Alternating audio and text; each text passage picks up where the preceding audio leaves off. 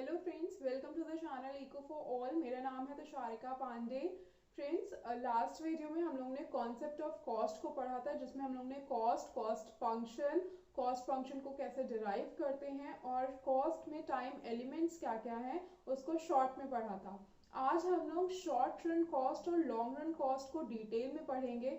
और अगर अभी तक आप लोगों ने पिछली वीडियो नहीं देखी है तो आई बटन पे क्लिक करके आप लोग देख सकते हो। मेरे चैनल को अगर आप लोगों ने सब्सक्राइब नहीं किया है तो प्लीज सब्सक्राइब करिए, बेल आइकन को क्लिक करना मत भूलिएगा, जिससे आपको फर्दर अपडेट्स मिलती रहे। सो शॉर्ट रन में क्या होता है, एक लिमिटेड टाइम पीरियड में कुछ फैक्टर ऑफ प्रोडक्शन ऐसे होते हैं जिनकी सप्लाई फिक्स होती है, जैसे कि मशीनरीज, प्लांट्स, ये सारी चीजें।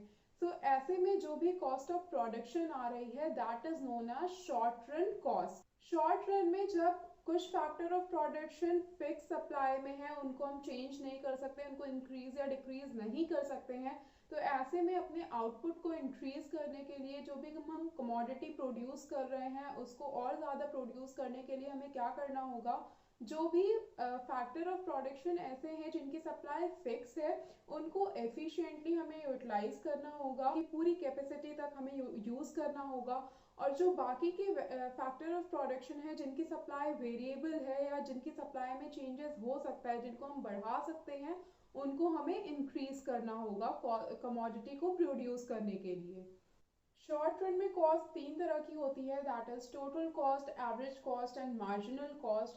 टोटल कॉस्ट होती है total fixed cost plus total variable cost. Average cost होती है average fixed cost plus average variable cost. वही मार्जिनल कॉस्ट होती है change in total cost upon change in output, या उसे हम कह सकते हैं TCN-1। टोटल फिक्स्ड कॉस्ट होती है शॉर्ट रन में उन सारे फैक्टर ऑफ प्रोडक्शन के लिए की गई पेमेंट जिनकी सप्लाई फिक्स है, उन सारी पेमेंट्स का सम टोटल होती है टोटल फिक्स्ड कॉस्ट। ऐसे कौन कौन से फैक्टर ऑफ प्रोडक्शन हो सकते हैं जिनकी शॉर्ट रन में सप्लाई फिक्स हो, तो that is wages and salaries of labour. जो भी हम लेबर को पे कर रहे हैं शॉर्ट रन में ऑलमोस्ट उनके वेजेस और सैलरीज फिक्स रहते हैं, उनमें चेंजेस नहीं आते हैं। देन डिप्रिसिएशन ऑफ मशीनरीज, शॉर्ट रन में मशीन की जो भी डिप्रिसिएशन वैल्यू है वो भी फिक्स रहती है, उनमें भी कोई चेंजेस नहीं आते हैं। तो इन सारे तरीके के फैक्टर ऑफ प्रोडक्शन जिनकी सप्लाई शॉर्ट रन में फिक्स रहती है, उन सबका सम टोटल होता है, उनकी कॉस्ट का सम टोटल होता है total fixed cost. And because इसमें कोई भी चेंजेस नहीं आ रहे हैं तो टोटल फिक्स्ड कॉस्ट कांस्टेंट रहती है। आउटपुट कितना भी इंक्रीज या डिक्रीज हो, टोटल फिक्स्ड कॉस्ट में कोई भी चेंजेस नहीं आते हैं। एंड दैट्स वाई जो टोटल फिक्स्ड कॉस्ट का कर्व है वो पैरेलल टू एक्स एक्सिस, या हम उसे बोल सकते हैं वो हॉरिजॉन्टल लाइन होता है।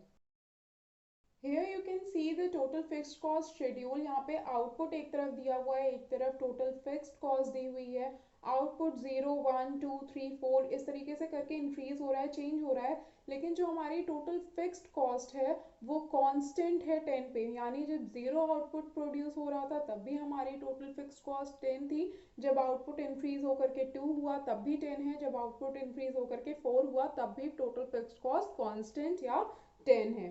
यहाँ पे डायग्राम दिया हुआ है, यहाँ पे भी आप लोग देख सकते हो जो टोटल फिक्स्ड कॉस्ट कर्व है, क्योंकि वो किसी भी आउटपुट पे टोटल फिक्स्ड कॉस्ट चेंज नहीं हो रही है तो ये हॉरिजॉन्टल लाइन के फॉर्म में है जो कि पैरेलल टू एक्स एक्सिस है। दूसरा है total variable cost. Total variable cost उन सारे फैक्टर ऑफ प्रोडक्शन के लिए की गई पेमेंट है जिनकी सप्लाई शॉर्ट रन में कांस्टेंट ना होकर के वेरिएबल सप्लाई है, यानी वो टाइम टू टाइम चेंज हो सकती है, हमारी नीड के अकॉर्डिंग हम उसे इंक्रीज या डिक्रीज कर सकते हैं। तो जो टोटल वेरिएबल कॉस्ट होती है उसको हम प्राइम कॉस्ट भी कहते हैं। और टोटल वेरिएबल कॉस्ट के जो एग्जाम्पल है वो जैसे जो भी फ्यूल्स यूज हो रहे हैं किसी मशीनरीज को चलाने के लिए, जो भी रॉ मटेरियल यूज हो रहा है, उन सबकी सप्लाई वेरिएबल होती है, उन सबकी सप्लाई चेंज होती रहती है।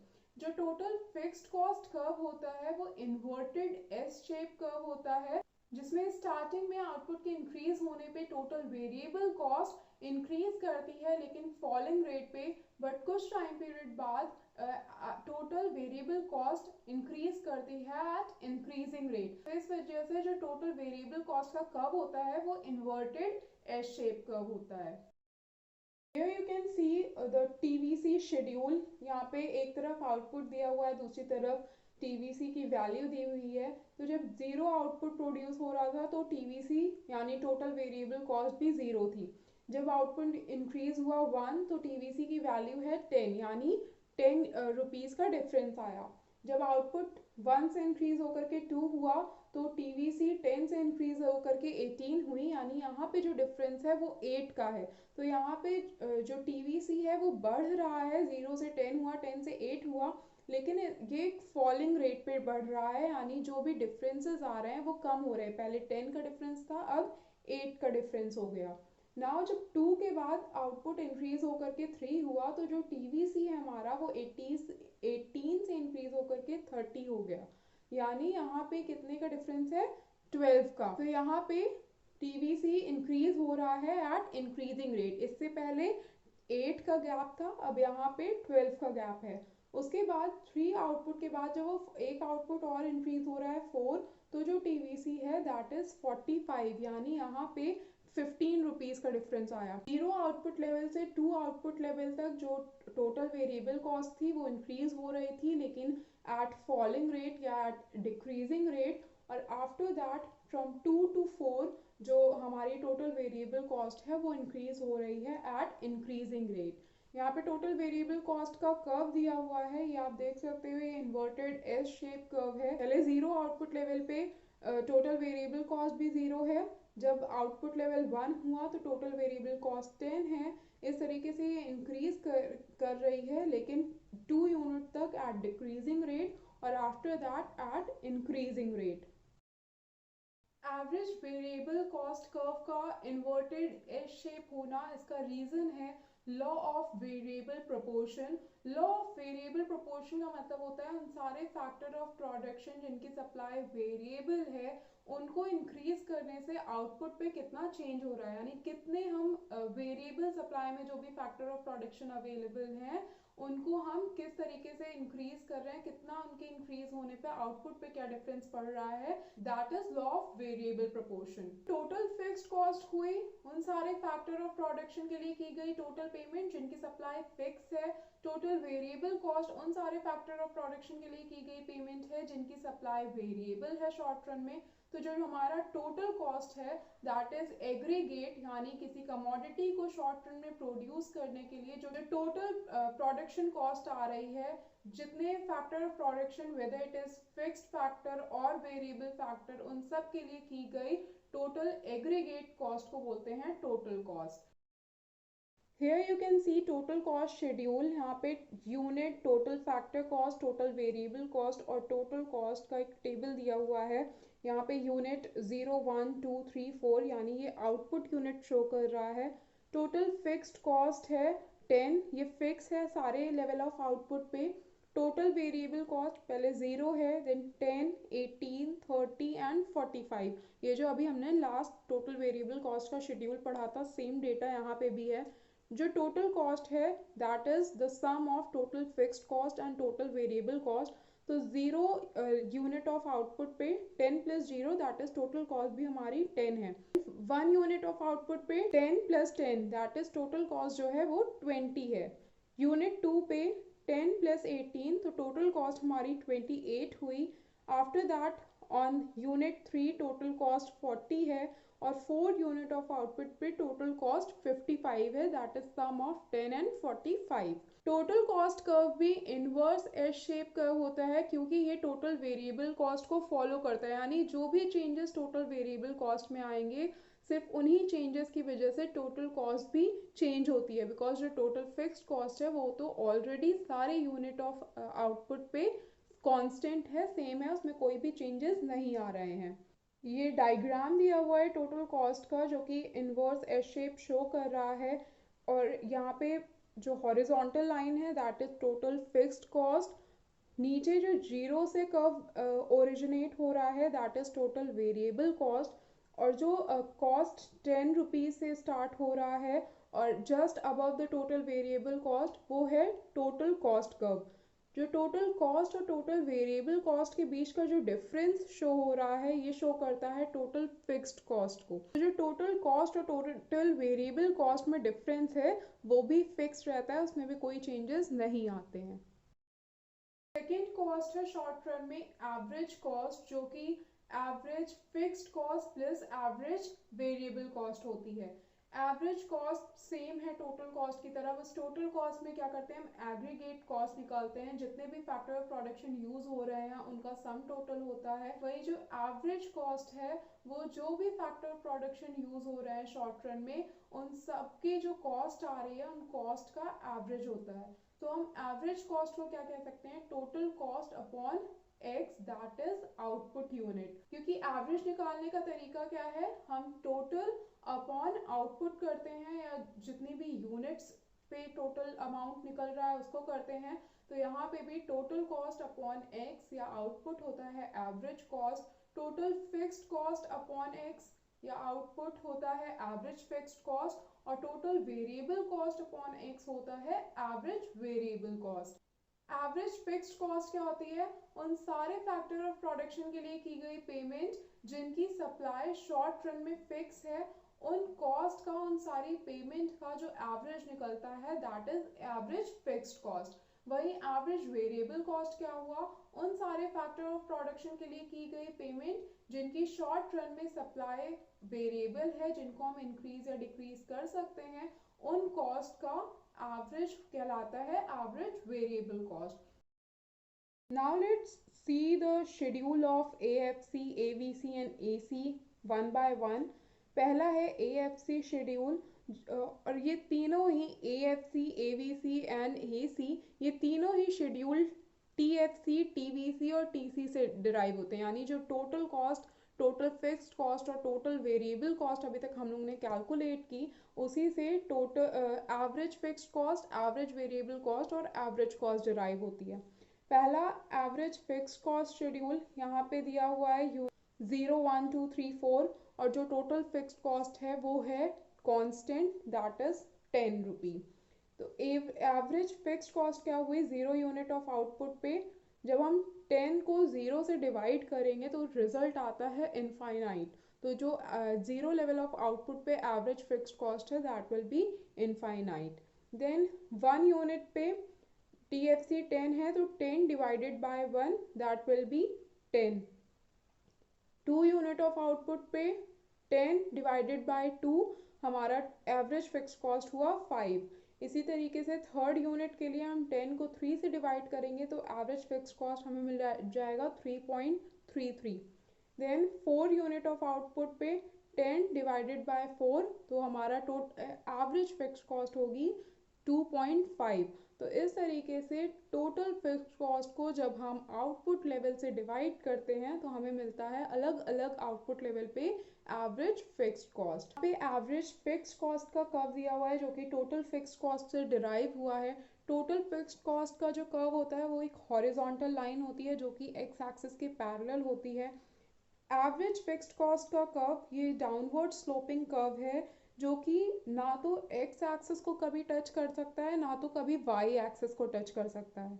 और एवरेज फिक्स्ड कॉस्ट कर्व ये डाउनवर्ड स्लोपिंग क्यों है, अभी जैसे हम लोगों ने शेड्यूल में देखा, पहली जो 0 यूनिट ऑफ आउटपुट पे एवरेज फिक्स्ड कॉस्ट थी दैट वाज इनफाइनाइट, उसके बाद वो कम होकर के 10 हुई, 10 से कम होके 5, 5 से कम होके 3.3 एंड देन 2.5। तो इस तरीके से जो एवरेज फिक्स्ड कॉस्ट है वो हमेशा चेंज हो रही है। एवरेज फिक्स्ड कॉस्ट कर्व जो कि टोटल फिक्स्ड कॉस्ट कर्व से डिराइव होता है, इसको बोला जाता है रेक्टेंगुलर हाइपरबोल।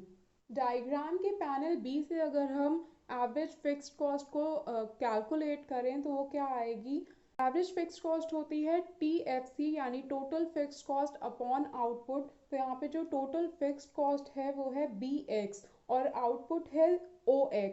तो यहाँ पे क्या हुआ, BX upon OX that is tan theta. ये जो एंगल आ रहा है this angle is showing average fixed cost. दूसरा शेड्यूल है एवरेज वेरिएबल कॉस्ट का जो कि टोटल वेरिएबल कॉस्ट से डिराइव हो रहा है। यहाँ पे total variable cost 1 unit of output पे 10 थी, तो जो एवरेज वेरिएबल कॉस्ट है वो क्या होगी 10/1 यानी कि 10। देन 18 टोटल वेरिएबल कॉस्ट है 2 यूनिट ऑफ आउटपुट पे, 18 divided by 2 average variable cost हुई 9। इसी तरीके से 3 यूनिट ऑफ आउटपुट पे टोटल वेरिएबल कॉस्ट 30 है, तो जो एवरेज वेरिएबल कॉस्ट हुई दैट विल बी 30/3 यानी कि 10। एंड 4 यूनिट ऑफ आउटपुट पे टोटल वेरिएबल कॉस्ट 45 है, तो एवरेज वेरिएबल कॉस्ट हो जाएगी 11.3।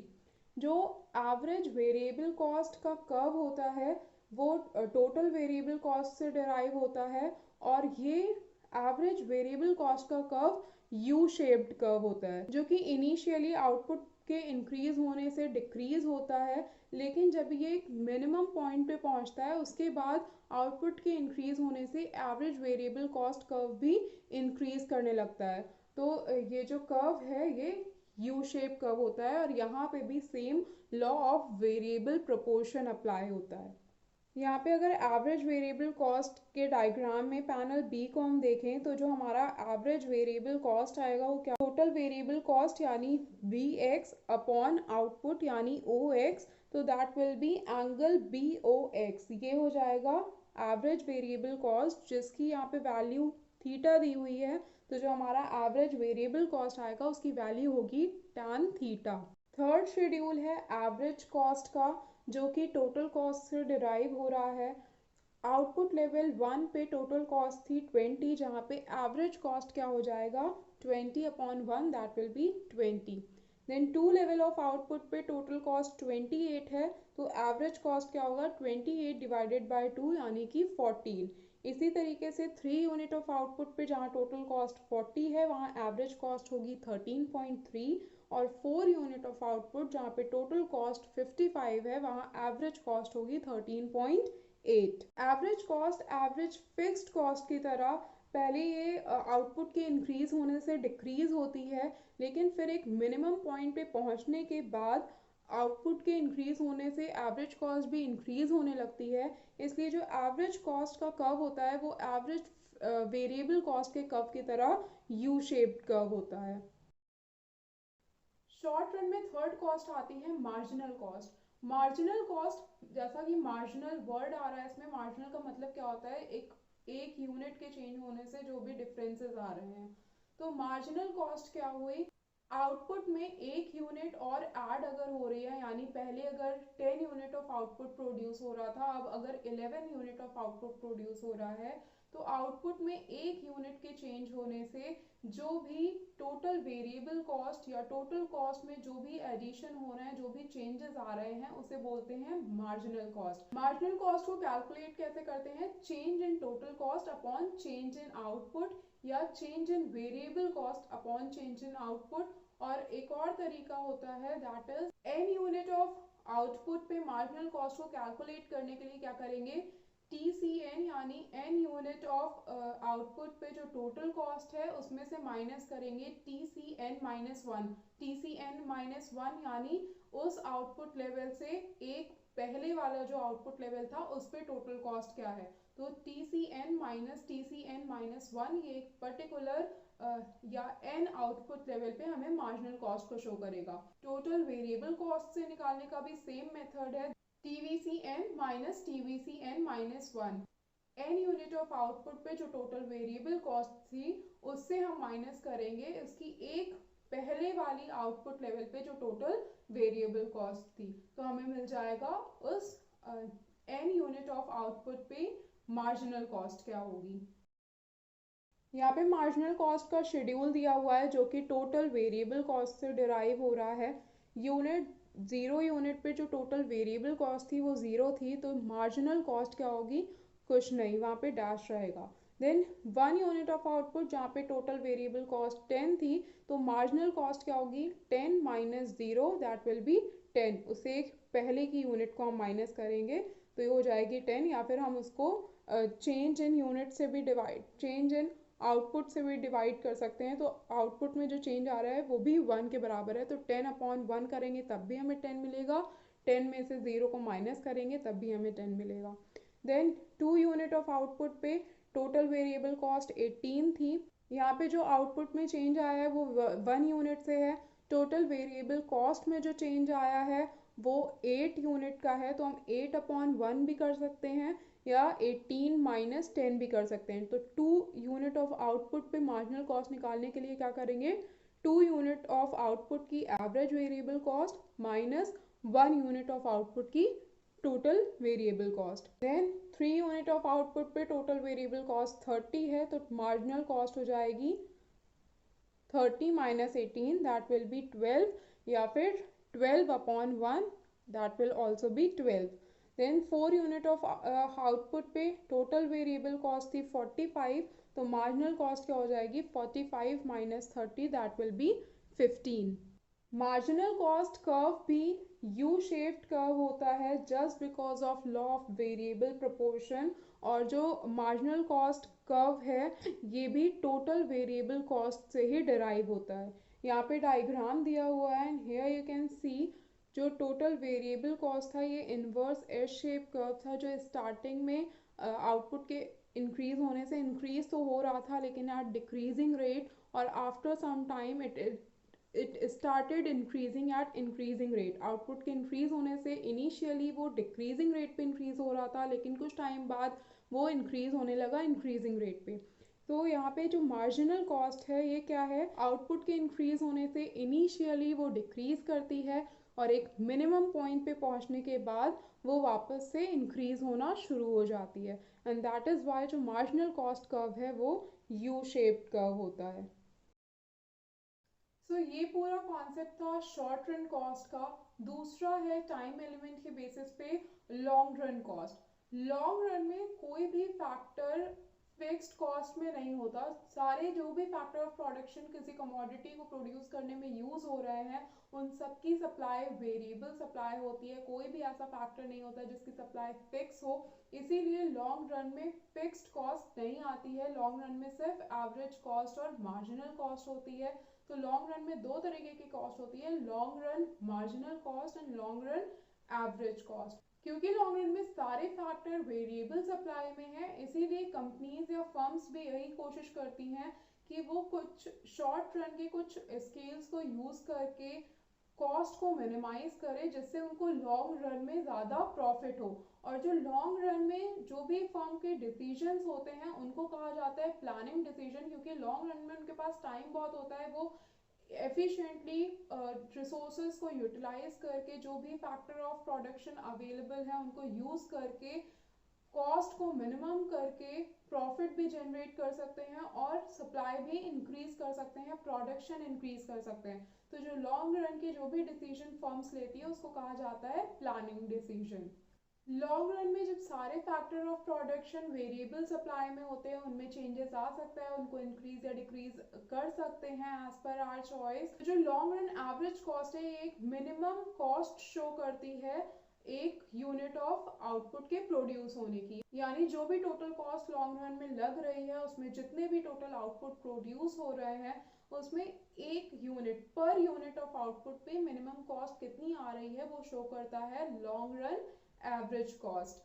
वैसे ही मार्जिनल कॉस्ट आउटपुट में जो भी चेंजेस आ रहे हैं, जितनी भी यूनिट ऐड हो रही हैं आउटपुट में, उस एडिशनल यूनिट के होने से जो टोटल कॉस्ट में चेंजेस आ रहे हैं वो मार्जिनल एक यूनिट एक्स्ट्रा आउटपुट के प्रोड्यूस होने से टोटल कॉस्ट में जो चेंज आ रहा है उसे बोलते हैं long run marginal cost. Here you can see the diagram of long run average and marginal cost curve। ये दोनों ही long run average cost curve और long run marginal cost curve दोनों ही U shaped curve होते हैं और इसका reason होता है law of return to scale।